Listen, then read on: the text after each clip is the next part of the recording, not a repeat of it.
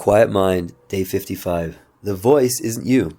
The ego thrives in your head, but freedom begins the moment you notice. Most people live with a constant roommate, one who never stops talking, judges everyone, worries about everything, and constantly replays the past like a broken record. That roommate is the voice in your head, and for many that voice is who they think they are. But here's the truth. You're not the voice. You're the awareness listening to it. That internal chatter, that stream of thoughts and emotions you barely notice anymore, that's the ego at work. And it's not just passive commentary. Every I in your mind, I think, I remember, I feel offended, is a story. A story built from your past, your upbringing, your fears, your culture. It's all content, and the ego treats it like your identity. Your race, religion, politics, job, body, family trauma, personal opinions. It doesn't matter what the details are. Every ego is built the same way.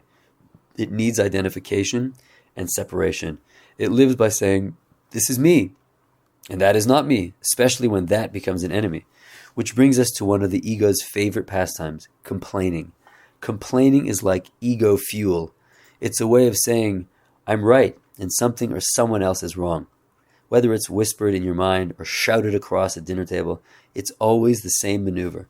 The ego uses complaints to boost itself, labeling people with negativity. Idiot, incompetent, jerk, feels like strength, but it's just ego trying to inflate itself through judgment.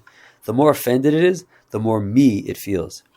And if people aren't around to complain about, the ego will turn on situations. This shouldn't be happening. I shouldn't be here. This is unfair. Even a bowl of soup can become an ego target. Informing the waiter your soup is cold?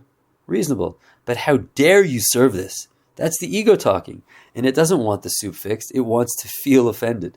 Some egos would rather keep the cold soup just so they can stay mad at it.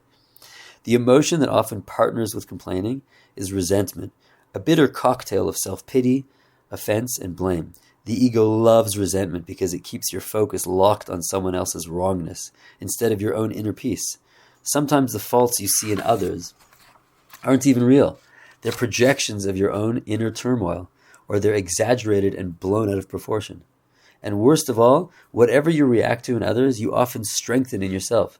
But here's the secret weapon: non-reaction. When someone's ego lashes out, criticizes, blames, provokes, and you don't take the bait, that's real power. You're not being passive, you're being conscious. You see their behavior for what it is, unconsciousness, ego, and suddenly their words lose their bite.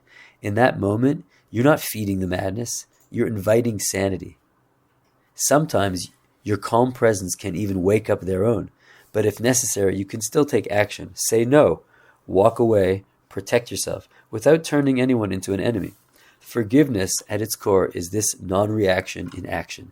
It means seeing through someone's ego to the deeper human underneath, not condoning what they did, but not letting it define them either or define you.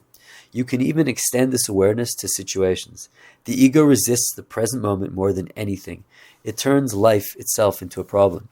But when you stop resisting what is, when you stop insisting the now should be something else, you reconnect with reality. And from there, change becomes possible, real change, not just another ego-fueled reaction.